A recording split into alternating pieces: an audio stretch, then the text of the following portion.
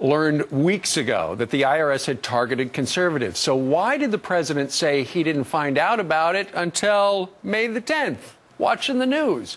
Joining us right now is a former special counsel to President Bill Clinton and author of Crisis Tales, Lanny Davis. Lanny, good morning to you.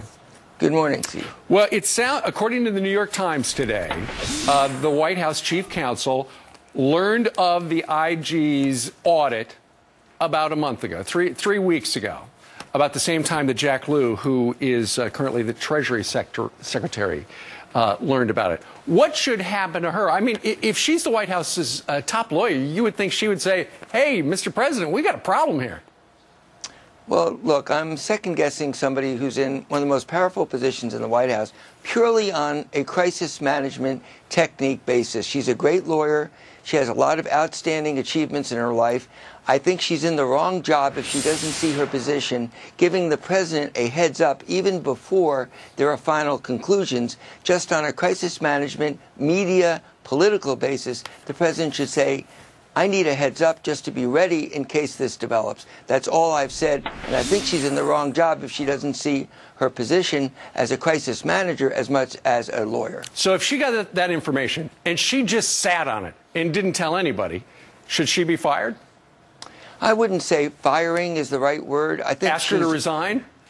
No, I think she should recognize that if she didn't see as a media ear and a political ear, this is a huge story, that just in case the results come in where the IRS, in fact, did this political targeting, I need to give the president a heads up and plan for the crisis and hope it doesn't happen. Right. That's the way a crisis manager thinks, and she apparently hasn't had exposure. She may be a great lawyer, but the White House counsel is one of the most powerful positions in the White House, and she just may be in the wrong job. That's all I really wrote.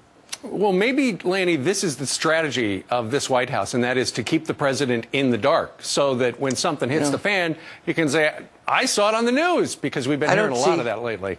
I don't see the motives issue here. I just think that she's a lawyer, thinking like a lawyer, and what I write in my book, if I can shamelessly mention Crisis Tales, is that a lawyer in the middle of a media political crisis has to think more than about the law. She may have said, look, we don't have a final report yet, therefore I don't need to tell the president. That's the way a lawyer thinks. Somebody in the White House has to think about media and politics and give Jay Carney, certainly the chief of staff, and the president a heads up, look, let's get ready just in case. Now, I'm just constructively saying that's what I would like to see in a White House that has effective crisis management. I don't mean to be unkind or disrespectful to her because she's a great lawyer.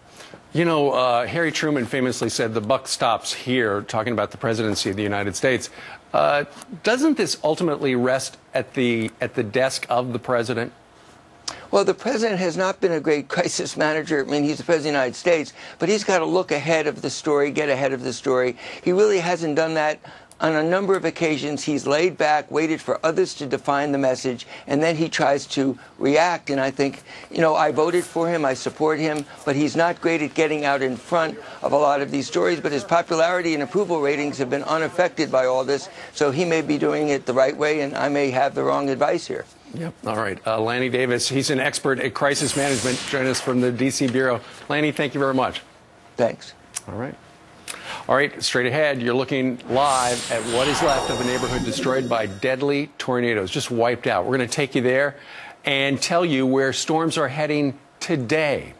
Then, do you prefer your beer cold or room temperature? One state banning ice-cold brews to stop people from drinking so much. Wait until you see that. And other ridiculous regulations we have uncovered. This Sud's for you. I love the nightlife.